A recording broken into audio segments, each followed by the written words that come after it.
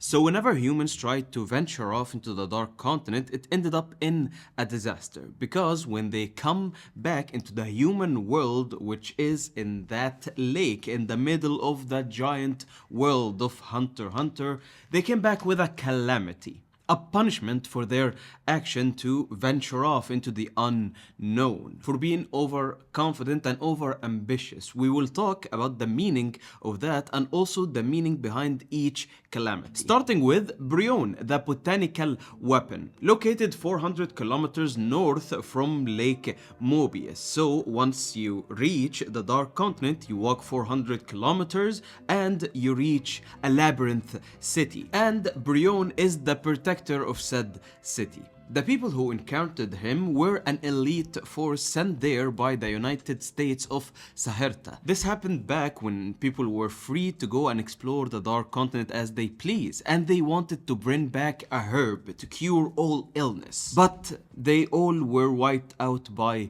Brion. Only 2 survivors remained, and Brion went back into the human world with them. He is a threat level A or B. It depends on who you're going to take their word for. Like, is it Ging or is it Cheadle?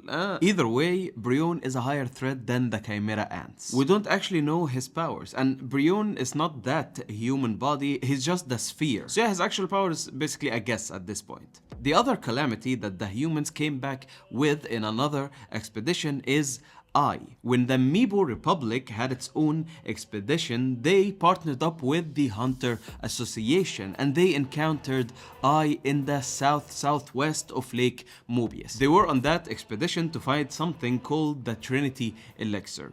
If you want to make any liquid, literally any type of liquid, you can use the Trinity Elixir to make that liquid. It's like the Philosopher's Stone. I was there, and only 3 people came back from that expedition into the known world, and they brought back with them the Calamity I. And I believe that Netero and Zig Zoldyck were on that trip, and that is why the Calamity was attached to the Zoldyck family, because I is the codependence of desire. It is a gaseous life form that can be attached to its victim, and one of them is Aloka. This was revealed by Togashi himself. Yes, Nanika is I, and you can see the similarities between the victims of the creature I. All smushed and messed up looking. And that creature needs love, needs dependence, which is like kind of a toxic trait to have in a relationship, especially a loving relationship. Hence the name I, which means love in Japanese. So it's not unconditional love that this entity desires. No, it's very much conditional. Give it love and make your command, and they will make your command come true. If you think about it, each calamity is a response to a specific human desire, and there is a bigger meaning of why you can't just walk into the Dark Continent. We will get into that, so please stay with us in this video, and thank you so much for watching. Make sure you like and subscribe and all this beautiful stuff. And next up we got Hellbell. The Federation of Oshima sent their expedition to get some nitro rice, which is like the ultimate secret to longevity and life extension. Hellbell attacked the expedition team and 99% of them were killed. How did this singular double-headed snake attack the humans? Well, it infected them. And once a human is infected by a Hellbell, they turn homicidal. So they attacked each other, and the calamity went on to live in the known world. We do not know if Hellbell is like a singular entity or a whole other species, like there is a lot of twin-headed snakes. Either way, the threat level of Hellbell is also greater than the Chimera ants, at A level. Pep, in my opinion, is the most messed up calamity. You ever watched the movie WALL-E? You see the humans in that world consumed by screens all around them, not being able to move, eating constantly and watching a lot of brain rot. Yet, those people do not feel like they are missing out on life. And that is what Pep would do to you. it will attach to a human, and the human would feel a great feeling, a feeling of satisfaction like no other. But the reality is that Pep is sucking the life out of that human. It's going to keep going and going and going, and the human will not notice until it's too late, obviously. It was the Big Russo Union that got that Calamity after their mission to try and get the unmanned rock, an ore that generates electricity when placed underwater. It sounds like a great thing that can help humanity, like clean energy. But who it's the dream, right? But no, the Dark Continent is not kind. And as of now, Pep is in the known world, but we do not know exactly where it is.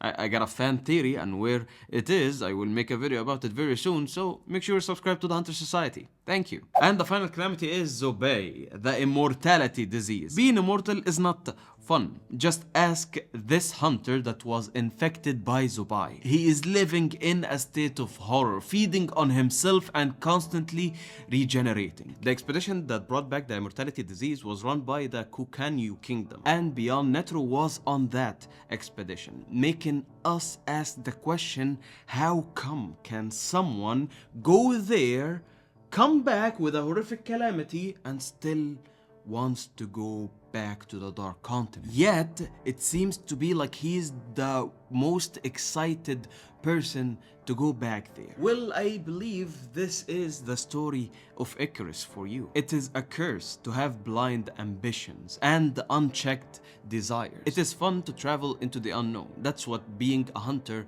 is really about for some of them.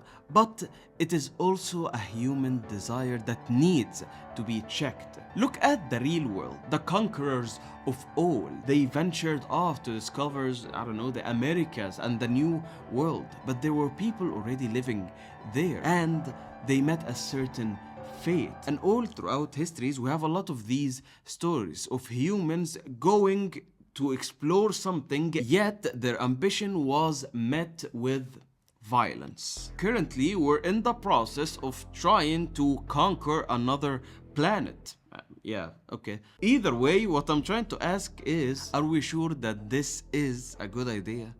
Or are we flying too close to the sun, being blinded by our own ambition, and we are not seeing the ramifications? Well, it seems like human beings are also dangerous for the human race. Well, it's no surprise here, because the human race originated from the Dark Continent. And yeah, we can also see the threat level of humans, and they are a level B+.